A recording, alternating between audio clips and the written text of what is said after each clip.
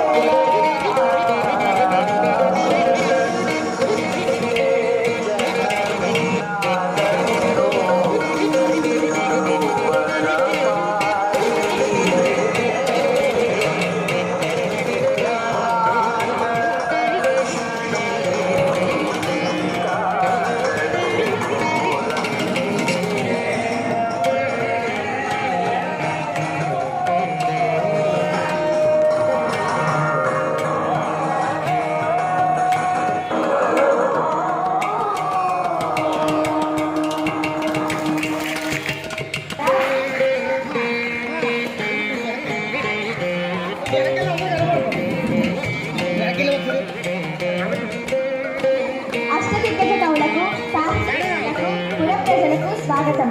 మా పాలనలో జీవితాన్ని ఆనందంగా గడుపుతున్న జానపదుల సైతం కొన్ని రసవత్తరమైన సమస్యలను పంపించారు. మీరు నేటి గోడవిజయ సభలో వాటి అన్నింటినీ పూరించి ఈ గోడవిజయ సభను వర్ధింప చేయాలని నా అభిలాష.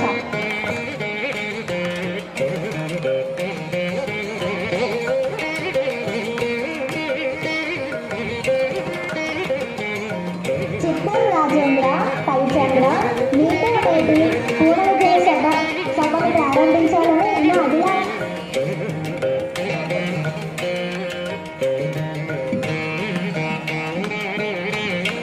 ఈ ఆలోచన నిజమే పెద్దనా వాక్యం. కానీ 15 ఏళ్ల గదిలో ఎన్నో భాషలు ఉండగా మన తెలుగు భాషపై ఇంత మక్కువ చూపడానికి కారణమేమిటో?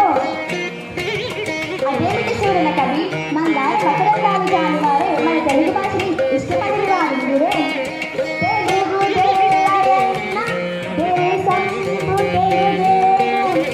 తెలుగు వల్ల బృందం తెలుగు కొండ ఎల్లని పులగలువ మెరుగవే దాసారి దేశ భాషలందు తెలుగు లెస్స.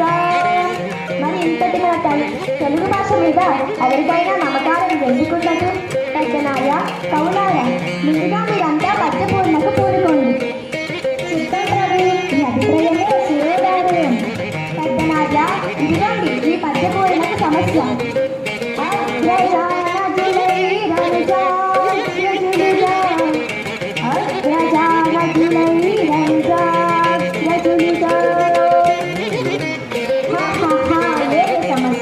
అన్నదమ్ములు తమ్ముడన్నా వేయాలి ప్రభు.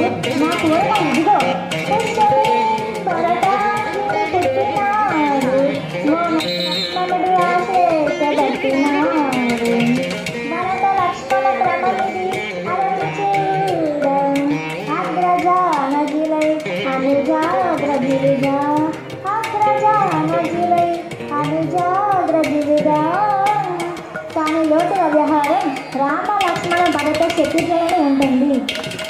కరినెత్తుకపోయి ఎనుక కలుగునది కరినెత్తుకపోయి ఎనుక కలుగునది. దీనిని పూరించండి భట్టుమూర్తి గారు. వన్యజీవులకు సుపరిచితమైన చక్కని సమస్య ఇచ్చారు మహారాజా. కరుల చిలక ఎత్తులు చక్కాలత మరణించి ఆచ కడపెట్టడచ్చగరి మార్చెలొట్టకుండా కరినెత్తుకుపోయి ఎనుక కలుగునది కరినెత్తుకుపోయి ఎనుక కలుగునది.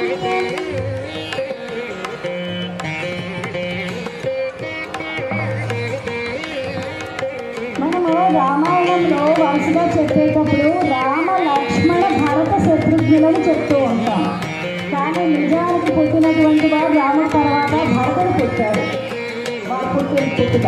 కానీ నిజ జీవితంలో రామ లక్ష్మణ భరత శత్రుఘ్నులు అంటే అన్నయ్య తమ్ముడు అయ్యాడు, తమ్ముడు అన్నయ్య అయ్యాడు అన్నది ఇందాక చెప్పిన పద్యానికి.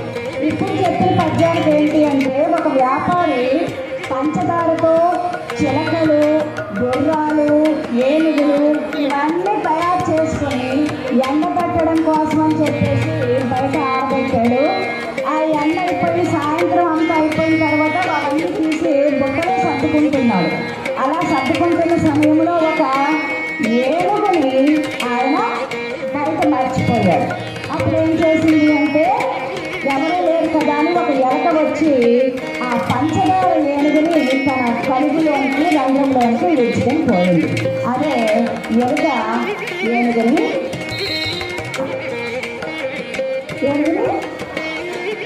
ఎత్తుకుపోయింది అన్న పద్యాన్ని. ఆహా, ఎంత అద్భుతపూర్ణ ఎలుక ఏనుగులు ఎత్తుకుపోగలవా? ఆ ఏనుగు రంగంలో పట్టిన చిలుకలు ఎలుకలు ఏనుగులు మరియు చక్కెరతో చేసిన బొమ్మలు. వ్యాపారి వీటిని పగలంతా అమ్మి సాయంత్రానికి అన్ని బొమ్మలను ఎత్తిపెట్టి ఒక ఏనుగు బొమ్మను నడిచాడని, ఆ ఏనుగు బొమ్మను ఎలుక రంగంలోకి ఇచ్చిపోయిందని భావం వీళ్ళ ఉంది. బహుబాబు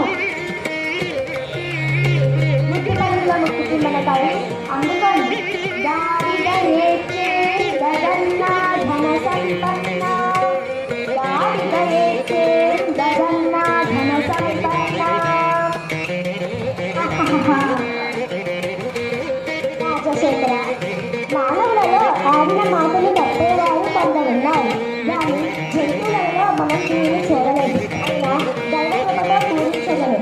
ఆడిన మాటలు తప్పిన గాడిన కొడుకంచు తిట్టగా విని అయ్యో బిడాన కొడుకని యొక్క గాడిద ఏడ్చెడి గడన్న జనసంపన్న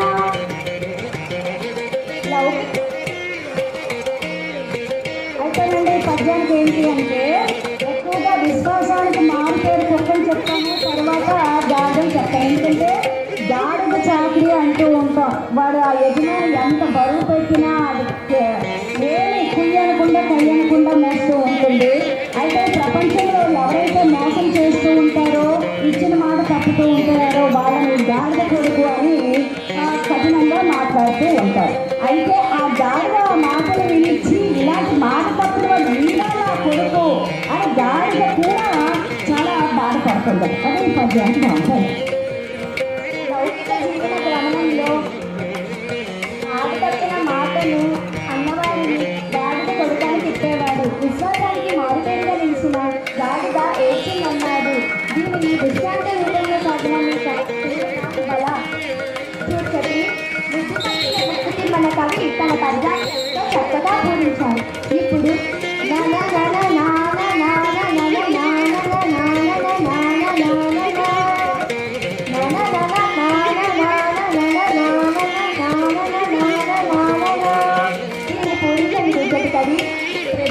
అక్షర విన్యాసం తప్ప అర్థం లేని సమస్య ఇచ్చారు. అయినా చక్కని కావ్యాన్ని పూరిస్తాను.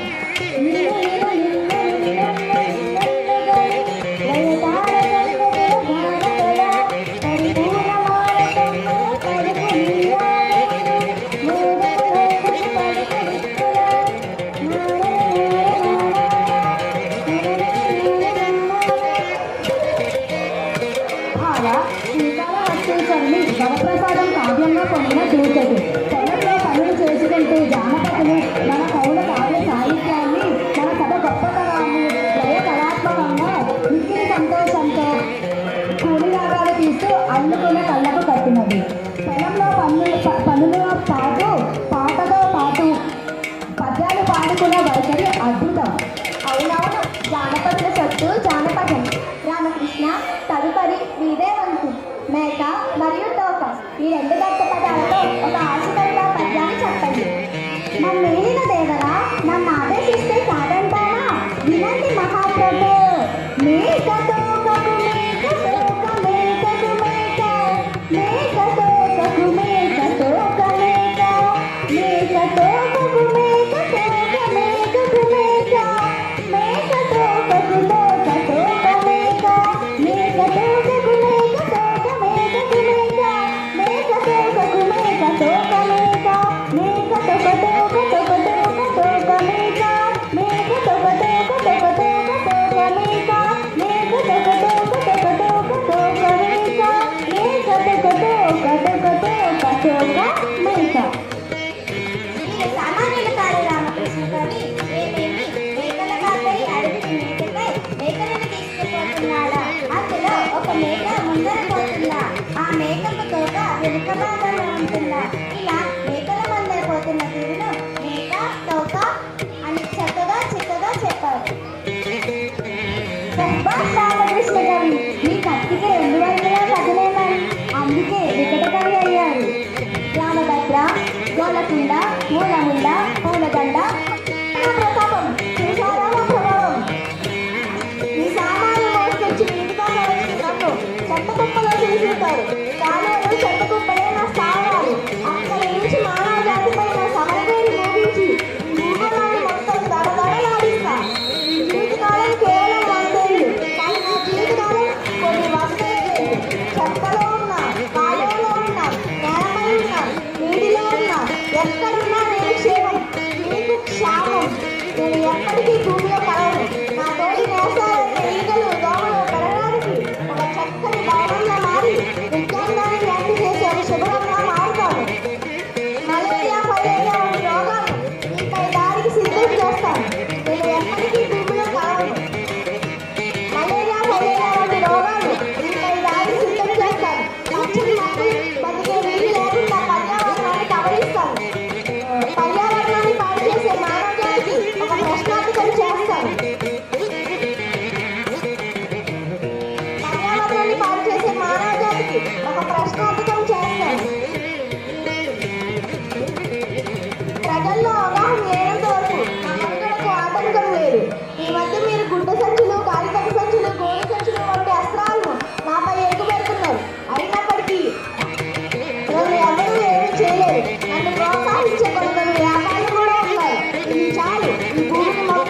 నా వశం చేసుకోవడానికి.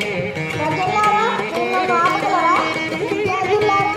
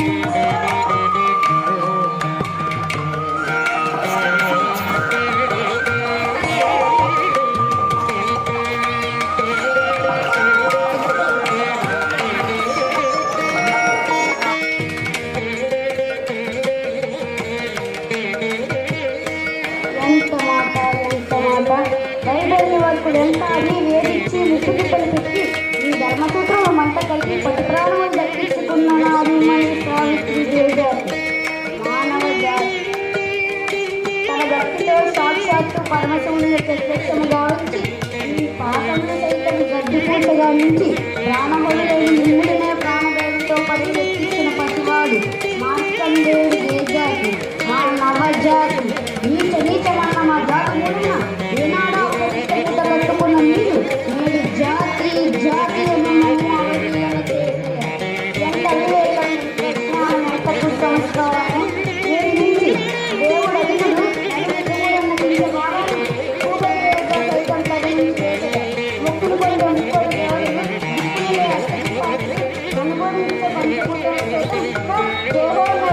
హర్షించేంగా సింహాసం అధిష్ఠించిన వర్ణ ఈ సభా మందిరమున అకుంఠిత సేవాధ్యక్షుడు 13వ ఈ గౌరవమున సర్వదా సతదా సహస్రద కుల మత జాతి గోపులు సమూహముగా రక్షణ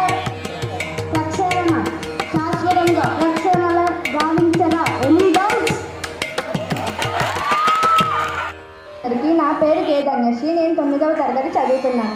నేను ఈరోజు కొన్ని నోరు తిరగని వాక్యాలను చెప్పడానికి వచ్చాను. చెల్లెలి చేతిలో చల్లని నోట్లు, చిల్లర జల్లెలలో చిల్లర డబ్బులు. మంత్రికి మంత్ర పుస్తకం, మంత్రి.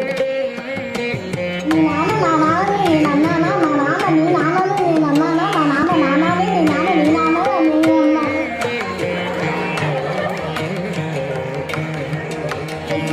చిత్రరత్నం దస్తకం కొట్టు.